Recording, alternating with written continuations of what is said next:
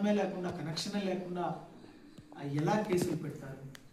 ఒక ఎమ్మెల్యే వచ్చి మమ్మల్ని బయటికి తీసుకొని పోతే మేము గోడ దుంకి వెళ్ళిపోయినామని చెప్పి మా మీద కేసు పెట్టారే, మీకు ఇది సిగ్గుగా అనిపించలేదా అని చెప్పి నేను ఎస్పీ గారిని అడుగుతాను. మీ స్టేషన్లో కెమెరాలు ఉన్నాయి కదా, సీసీ కెమెరాలు, రండి ఒకసారి చూడండి.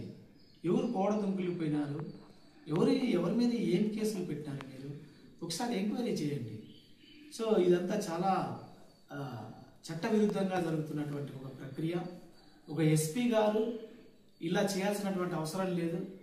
ఎస్పీ గారు పని కట్టుకొని ఇలా చేస్తున్నారు అని అంటే ఎస్పీ గారికి బౌద్ధం మీదన్నా వ్యతిరేకత ఉండాలి, లేదంటే మేము దళితులు చేస్తున్నాం కాబట్టి దళితుల మీద ఆయనకి కుల వివక్షత ఉన్నట్లు ఉండాలి, లేదా ఎవరో ఆయనకి ఏదో ప్రలోభాలకి లోపరుచుకొని మా మీద ఇలాంటి ఒత్తిడి తెస్తున్నట్లయినా ఉండాలి. సో దీన్ని మేము ఇంతటితో వదిలిపెట్టే ప్రసక్తే లేదు. ఎస్పీ గారు మీరు నోటీసులు ఇచ్చినా, మీరు అరెస్టులు చేసినా, రిమాండ్కి పంపినా ఇక్కడ ఎవరు భయపడడానికి సిద్ధంగా లేరు. 40 ఏళ్ళుగా ఉద్యమాల్లో ఉన్నాం. మీలాంటి ఎస్పీలను చాలామందిని చూసాం, చాలా కేసులు, చాలా రిమాండ్లు మేము చూసాం. మీకు భయపడే ప్రసక్తే లేదు. ఖచ్చితంగా చెప్తా ఉన్నాం. మా మీద కాదు మీరు ప్రతాపం చూపించాల్సింది. ఇప్పటికైనా మీకు ఒక ఎస్పీగా ఒక బాధ్యత మీకుంటే బుద్ధుని విగ్రహానికి తల ఎవరు పగలగొట్టినారో, ఆ విగ్రహాన్ని ఎవరు ధ్వంసం చేశారో వాళ్ళను గుర్తించండి, వాళ్ళను పట్టి పోలీస్ స్టేషన్ అరెస్ట్ చేసి రిమాండ్కి పంపించండి. ఇక్కడ ఉండే ప్రజలంతా కూడా హర్షిస్తారు.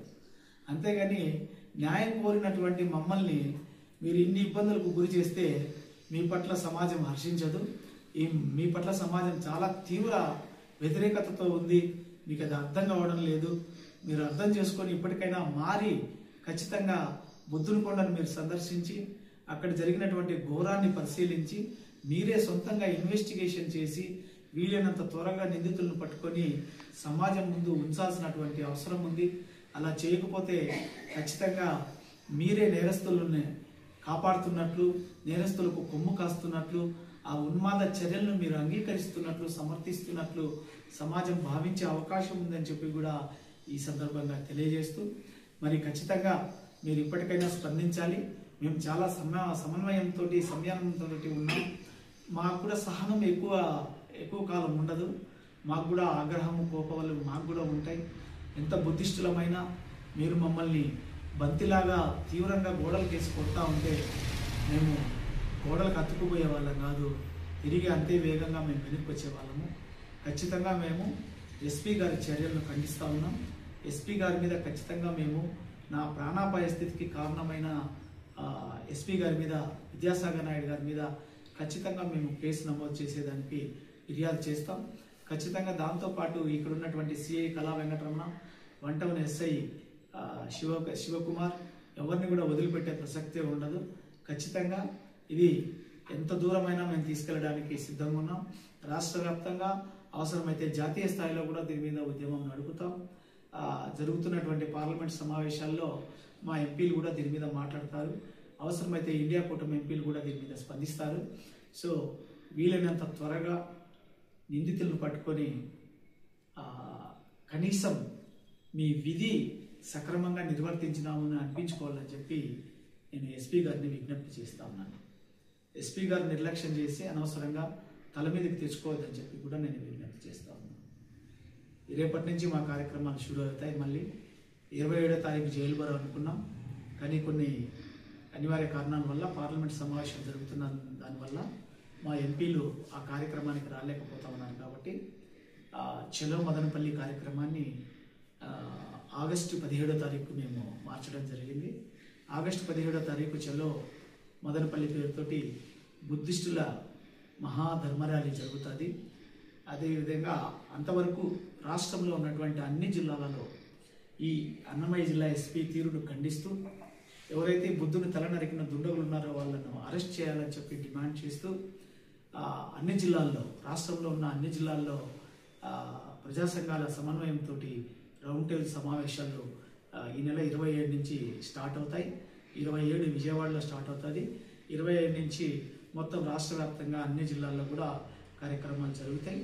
అదేవిధంగా కర్ణాటక, తమిళనాడు, తెలంగాణ రాజధానుల్లో కూడా ఈ సమన్వయ సమావేశాలు జరిపి వాళ్ళు కూడా ఇక్కడ జరిగినటువంటి ఈ దుర్ఘటనని ఖండిస్తూ నెక్స్ట్ మంత్ అంటే ఆగస్టు 17వ తేదీ మదనపల్లిలో జరిగే చలో మదనపల్లి కార్యక్రమానికి తమిళనాడు, కర్ణాటక, తెలంగాణ నుంచి కూడా బుద్ధిస్టులను అందరినీ కూడా ఆహ్వానిస్తూ ఉన్నాం. వాళ్ళు కూడా వస్తారు. అదేవిధంగా బౌద్ధ భిక్షువులు కూడా పెద్ద సంఖ్యలో ఆగస్టు 17వ తారీఖు మదనపల్లికి వచ్చే అవకాశం ఉంది. కాబట్టి ఈ కార్యాచరణలో ఈ రోజు నుంచి మా సభ్యులందరూ కూడా భాగస్వాములు అవుతారు. ఈరోజు రాష్ట్ర కమిటీలో ఉన్నటువంటి ముఖ్య ప్రతినిధుల సమావేశం ఇక్కడ మా ఇంట్లోనే జరిగింది. నేను బయటికి వెళ్ళలేని పరిస్థితి ఉంది కాబట్టి సో ఈ సమావేశంలో మేము తీర్మానం చేసుకున్నాం.